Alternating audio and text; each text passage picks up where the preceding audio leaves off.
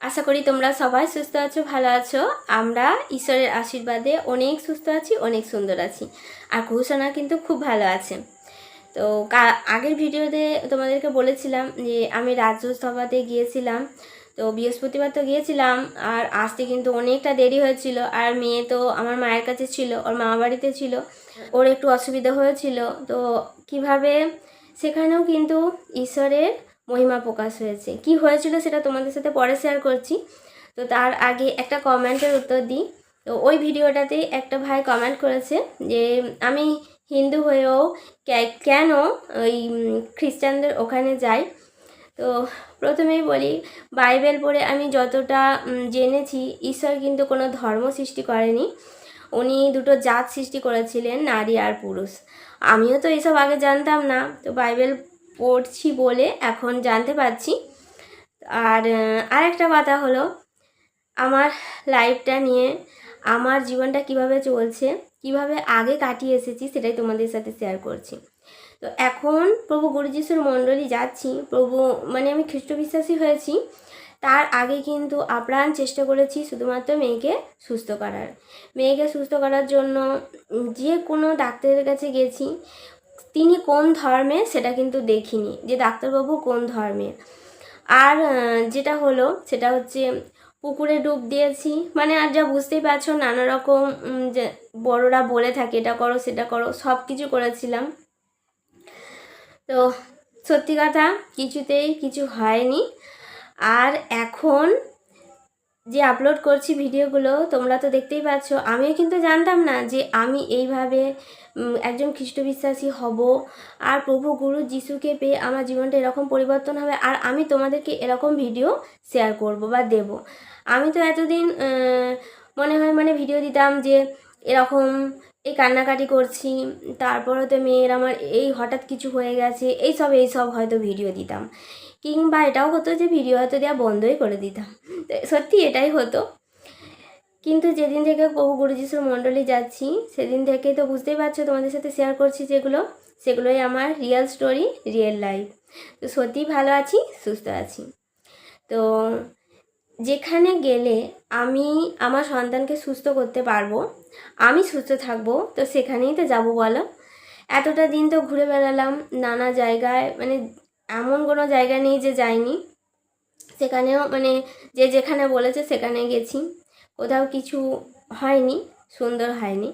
তো সেই জন্যই প্রভু গুরু যিশুর মণ্ডলী গিয়ে আমি সুস্থ আছি, আমার সন্তান ভালো আছে, সেই জন্যই আমি যাচ্ছি। পরিবার চায় আমরা যেন ভালো থাকি, সুস্থ থাকি, বেঁচে থাকি। তো সেই জন্য পরিবারও কোনো কিন্তু বাধা দেয় না। আর একটা ওই ভাই বলছে যে তুমি ওখানে যাও, আর কি খ্রিস্টানদের ওখানে যাচ্ছ, তাহলে শাঁখা সিঁদুর কেন পরছো? তো দেখো, আমার যেটা মনে হচ্ছে সেটাই কিন্তু আমি বলছি। মনে হচ্ছে আমি যা ফিল করছি, আমার অন্তর যা বলছে, কিংবা আমি যা পাচ্ছি, সেটাই কিন্তু তোমাদের সাথে শেয়ার করছি। আমি যখন শাঁখা সিঁদুর পরে প্রভুর থেকে আশীর্বাদ পাচ্ছি, তাহলে আমি কেন পড়বো না বলো? উনি কিন্তু আমাকে বলেননি তো যে তুমি ওগুলো খুলে ফেলো, তবে তুমি আশীর্বাদ পাবে, সেটা তো উনি বলেননি না। আর আমি যে মণ্ডলীতে যাই, ওখানেও কিন্তু কেউ বলেনি যে এখানে আসতে গেলে আগে ওগুলো খুলে ফেলতে হবে, তারপরে আসতে হবে, এটাও কিন্তু কেউ বলেনি।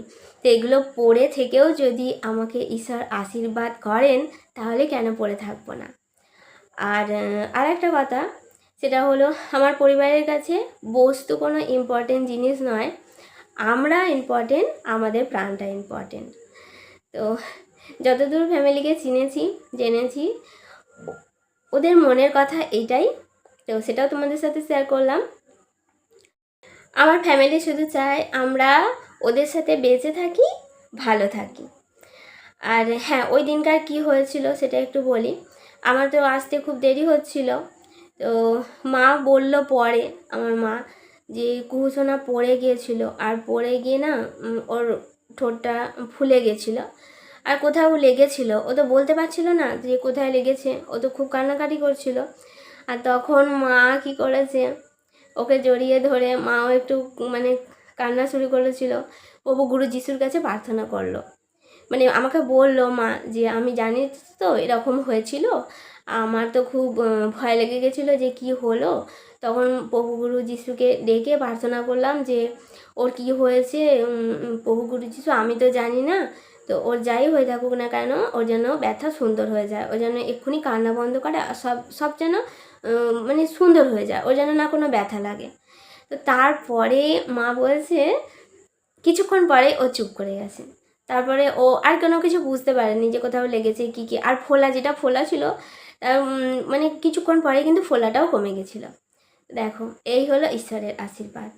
আমার হয়ে, আমি ছিলাম না, অন্য কেউ আমার মেয়ের জন্য প্রার্থনা করছে, তাতেই কিন্তু ঈশ্বর আশীর্বাদ করে দিচ্ছেন। এই হলো ঈশ্বরের আশীর্বাদ। তবে কি বিশ্বাস রাখতে হবে। আমার মাও তো বিশ্বাস করেছিল, কিন্তু আমার মা অন্য কারো কাছে চাইলো না। দেখো, উনি জানেন যে আমি খ্রিস্ট বিশ্বাসী, আমি প্রভু গুরু যিশুকে বিশ্বাস করি। তো আমার মেয়ের যখন কিছু হয়েছে তখন প্রভু গুরু যিশুকেই বলতে হবে, ওনার কাছেই যাত্রা করতে হবে। তো আমার মা কিন্তু সেটাই করলো। একবারও কিন্তু উনি যাকে ডাকে তার কথা মনে হলো না ওনার। তো মা তো পরে এগুলো বললো। আমি তো বিশ্বাস করি যে আমি যেই জায়গাতেই থাকি না কেন, সেখান থেকেই প্রার্থনা করলে আমার সন্তানের জন্য উনি সেই প্রার্থনাতে আশীর্বাদ করবেনই, কারণ ঈশ্বর সর্বত্রই আছেন, উনি কোনো নির্দিষ্ট জায়গায় থাকেন না। তো যাই হোক, ভালো লাগলে অবশ্যই লাইক কমেন্ট শেয়ার করে পাশে থেকো। আর যেই ভাই প্রশ্ন করেছে আশা করব উত্তর ভালোভাবে দিতে পেরেছি। তো কোনো তো উত্তর সাজিয়েছিলাম না, তো সবই তো আমার মানে যেভাবে আমি পাচ্ছি সেভাবেই তোমাদের সাথে শেয়ার করছি। বুঝতেই পারছো, প্রত্যেকটা মুহূর্ত একটু একটু করে হলেও শেয়ার করছি যে এটা ভালো হয়েছে কুহুর, ওটা ইমপ্রুভ হয়েছে, এটা হয়েছে বলে আমি খুব খুশি আছি। তো তোমাদের সাথে একটু একটু করে শেয়ার করছি। তো আশা করছি ঈশ্বর আরও আশীর্বাদ করবে। আমি তো যাত্রা করতেই থাকবো, কারণ আমার যে চাওয়ার অনেক কিছুই আছে এখনও। আমার ওই সন্তানকে যে অনেক অনেক দিতে হবে ঈশ্বরকে, কারণ চলা বলা ব্রেনের ইমপ্রুভ সব কিছুই আমাকে চাইতে হবে। তো চলো, যাই হোক, তোমরা সবাই সুস্থ থেকো, ভালো থেকো। পরমেশ্বর পিতার ধন্যবাদ, গুরু যিশুকে করবো অসংখ্য অসংখ্য ধন্যবাদ আমাদেরকে এত সুস্থ সুন্দর রাখার জন্য। তো ঈশ্বরের কাছে প্রার্থনা করি সব সন্তান সুস্থ থাকুক, ভালো থাকুক। আবার আসবো নতুন একটা ব্লগ নিয়ে।